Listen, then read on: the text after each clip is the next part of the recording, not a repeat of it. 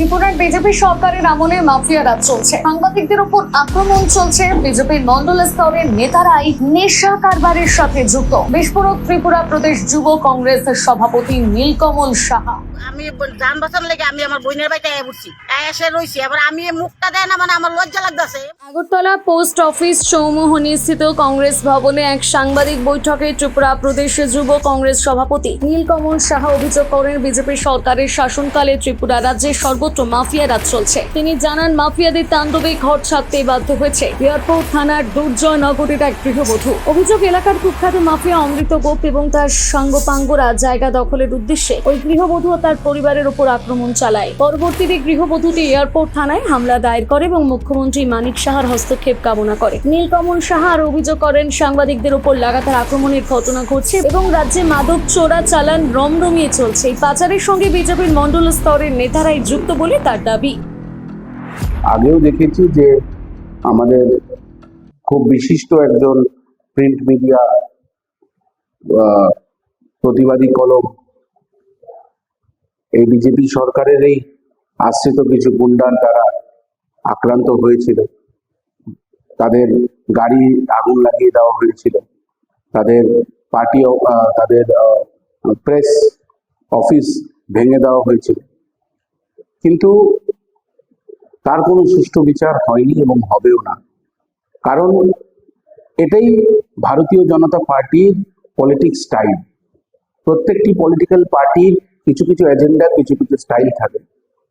ভারতীয় জনতা পার্টির সবচেয়ে মূল যে কাঠামো, যেটার উপরে তারা রাজনীতিটা করে, এটা হচ্ছে বিরোধীদের কণ্ঠকে বন্ধ করে দেওয়া এবং যেই রাজ্যে তারা সরকারে আছে, আপনারা দেখবেন লক্ষ্য করে, এবং এই দেশেরও মিডিয়াকে কিনে নেওয়া, মিডিয়া চ্যানেলগুলো তাদের পুঁজিপতিদেরকে দিয়ে কিনে নেওয়া এবং তাদের মতন করে তারা আজকে নিউজ মানুষের মধ্যে নিয়ে যাচ্ছে।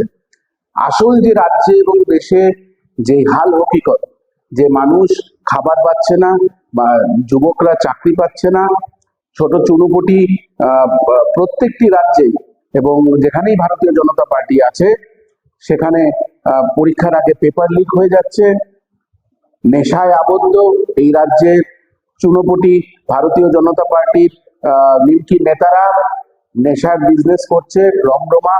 যখনই ধরা পড়ছে, এটা আমি বলছি না, আমরা সংবাদ মাধ্যমেই দেখেছি যে যদি 10 জন নেশার সামগ্রী নিয়ে ধরা পড়ে, তার মধ্যে 6 জনই হয় মন্ডলের কেউ প্রভাবশালী নেতা, না হলে মন্ডলের কোনো প্রভাবশালী নেতার ভাতিজা, ভাই, বোন। এখন তো মহিলারাও নেশার সামগ্রী বিক্রি করা শুরু করে দিয়েছে। আমরা আজকেও একটা খবরে দেখেছি, আমি ঠিক জানি না কোন জায়গার মন্ডলের সভাপতি, উনি নেশার সঙ্গে যুক্ত এবং আজকে পাড়ার লোকের থেকে গণধুলাইও খেয়েছে।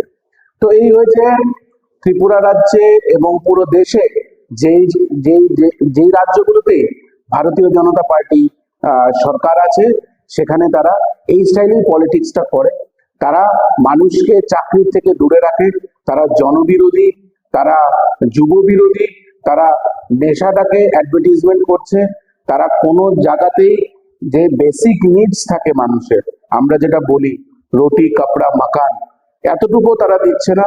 যারা ভারতীয় জনতা পার্টির মিছিলে হাঁটছে তাদেরকে রেগার কাজে ডেকে নেওয়া হচ্ছে, যারা ভারতীয় জনতা পার্টির মিছিলে হাঁটবে না তাদেরকে রেগার কাজে ডাকা হয় না, তাদেরকে সিন্ডিকেট থেকে বের করে দেওয়া হচ্ছে এবং নানাভাবে তাদেরকে পরিষেবার থেকে দূরে রাখার একটা প্রচেষ্টা ভারতীয় জনতা পার্টির, এবং এটাই ওদের স্টাইল। কিন্তু একটা জিনিস মনে রাখবেন, কোনো কিছুই বেশি সময়ের জন্য, আপনি যতই প্রেসার পলিটিক্স করেন, কোনো কিছুই বেশি সময় পর্যন্ত আপনি স্ট্রেচ করতে পারবেন না। আপনারা দেখবেন না, রাবার গার্ডারকে যদি আপনি স্ট্রেচ করেন, একটা লিমিট পর্যন্ত স্ট্রেচ হবে, তারপরে ওটা ছিঁড়ে যায় বা রিটার্ন আসে, এবং রিটার্ন আসলে সেটা প্রচন্ড ব্যথা হয়। তো সেই সময়টা এসে পড়েছে যে পুরো দেশের থেকে আস্তে আস্তে ভারতীয় জনতা পার্টি মুছে যাবে। কারণ তারা যে প্রতিশ্রুতির খেলা, এই যে প্রতিশ্রুতি দেবে এবং এই ভারতবর্ষকে 18-র আগে যে প্রতিশ্রুতিগুলো দেবে বলেছিল, আজকে তার 1%ও তারা পুরো করেনি।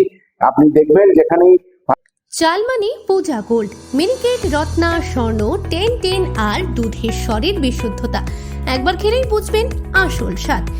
MS তারা শঙ্করী অ্যাগ্রো প্রোডাক্ট, বিশ্বাস আর গুণমানের নাম।